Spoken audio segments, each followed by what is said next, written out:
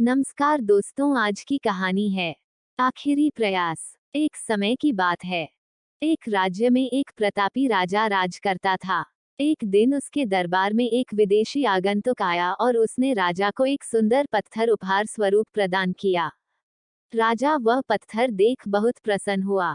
उसने उस पत्थर से भगवान विष्णु की प्रतिमा का निर्माण कर उसे राज्य के मंदिर में स्थापित करने का निर्णय लिया और प्रतिमा निर्माण का कार्य राज्य के महामंत्री को सौंप दिया।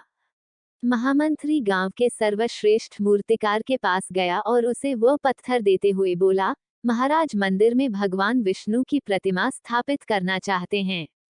7 दिवस के भीतर इस पत्थर से भगवान विष्णु की प्रतिमा तैयार कर राजमहल पहुंचा देना। इसके लिए तुम्हें 50 स्वर्ण मुद्राएं दी जाएंगी। 50 स्वर्ण मुद्राओं की बात सुनकर मूर्तिकार खुश हो गया और महामंत्री के जाने के उपरांत प्रतिमा का निर्माण कार्य प्रारंभ करने के उद्देश्य से अपने औजार निकाल लिए। अपने औजारों में से उसने एक हथौड़ा लिया और पत्थर तोड़ने के लिए उस पर हथौड़े से वार करने लगा। किंतु पत्थर जस का तस रहा। मूर्तिकार ने हथौड़े के कई वार पत्थर पर किए, किंतु पत्थर नहीं टूटा।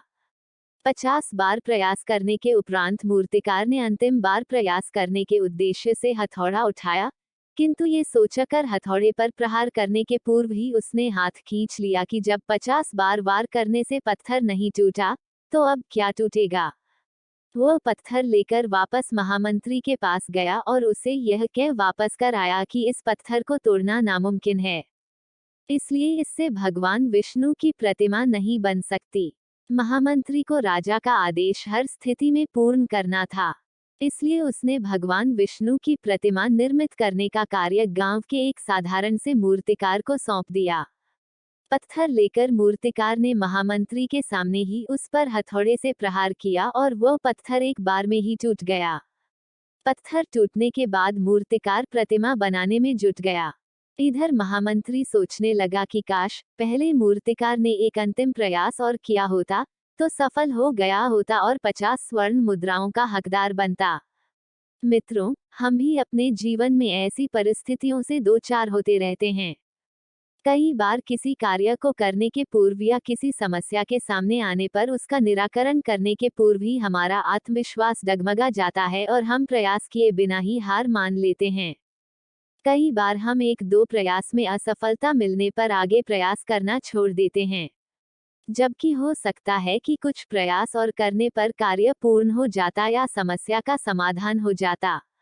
यदि जीवन में सफलता प्राप्त करनी है, तो बार बार असफल होने पर भी तब तक प्रयास करना नहीं छोड़ना चाहिए, जब तक सफलता नहीं मिल जाती।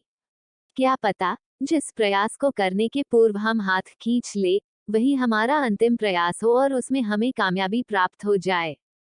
दोस्तों, आशा करती हूँ कि आपको कहानी पसंद आई होगी और काफी कुछ सीखने और समझने के लिए मिला होगा।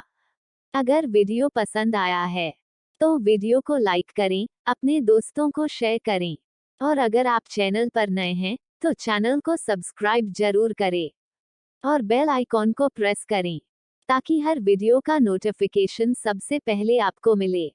धन्यवाद।